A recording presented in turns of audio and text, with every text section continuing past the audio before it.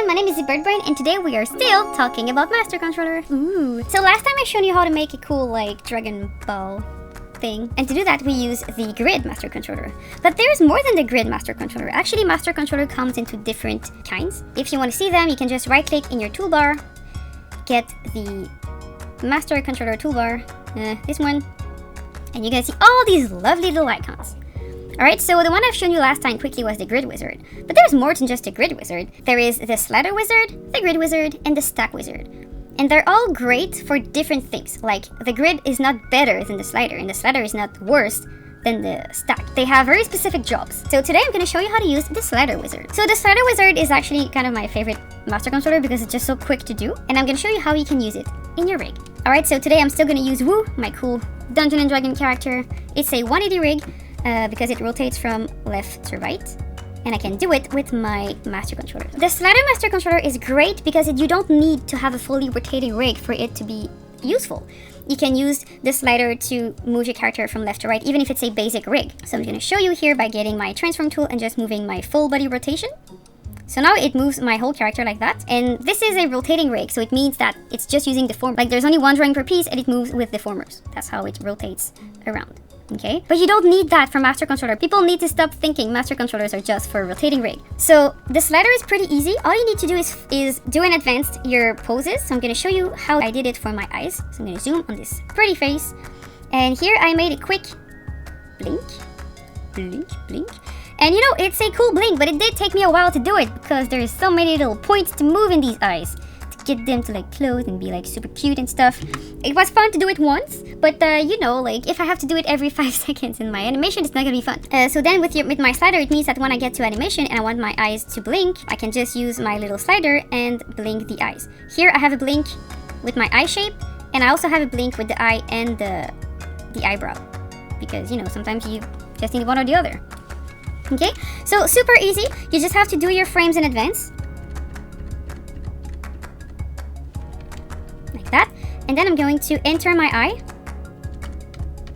like this, go to my timeline and find it. So this is my full eye peg. It's the one that moves the eye here. If I wanted to get my eyebrow as well, I would just go one step up and get the actual eyebrow here.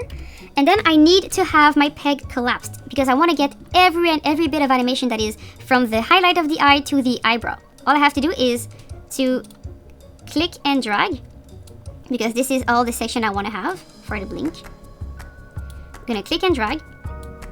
I will go to my slider icon. I'm going to click. And this is going to give me this little window. So it's convenient because it already knows the range I wanted because I took it. So it's from 7 to 16. You know, if you made a mistake, you can just write a number yourself. And then in here you have invert direction, horizontal layout, interpolate between poses. This is just depending on your tastes. If you have a rotating rig, you might want to interpolate between poses. If you have a drawing substitution based rig, you might not want it to interpolate because it's going to look weird. It just depends on what you want. You don't have to worry about anything here because we're doing something basic. And then you can just go here and name, and I'm going to call that new because I already have one, so I can give it the same name as before. Back eye blink, like that.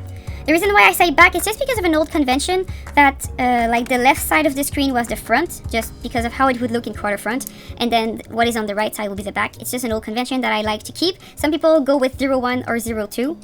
I don't like that. I'd rather have that when my character is facing is front, this is the front and this is the back. That's just my personal taste. It's not a rule, it's not anything, just do what you want. And then you create it, and then you're gonna need to attach it to a composite. So that's why usually in your rig, you would need to have a composite. That would be your Master Controller composite. Just gonna call it MC comp. Here.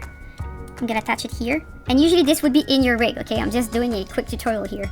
So, and then I'm gonna create it, and I will attach it to that newly made composite. Here.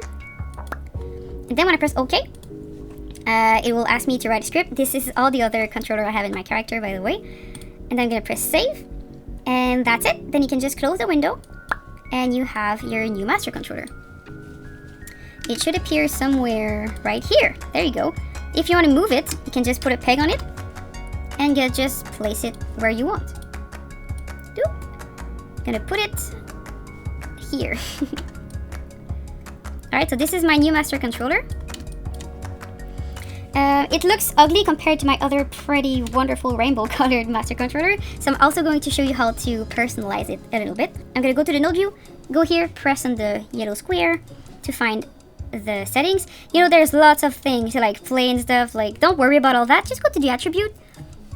And there's a few things in there that you can tinker that are very easy. Like, you can change the font of your master controller. You can rename it. So I'm going to call it...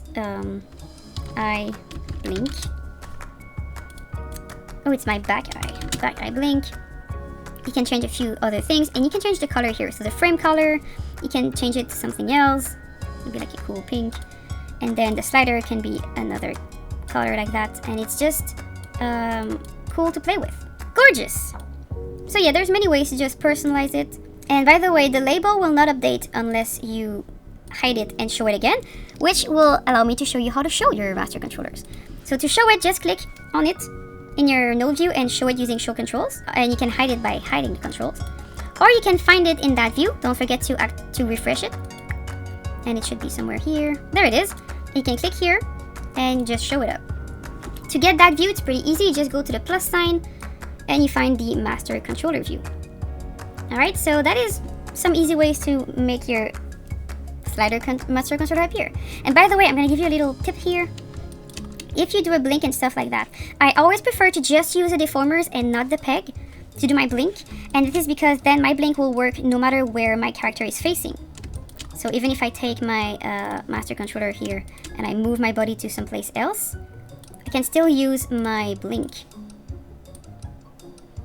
Because, you know, the peg will not get in the way of with the body rotation.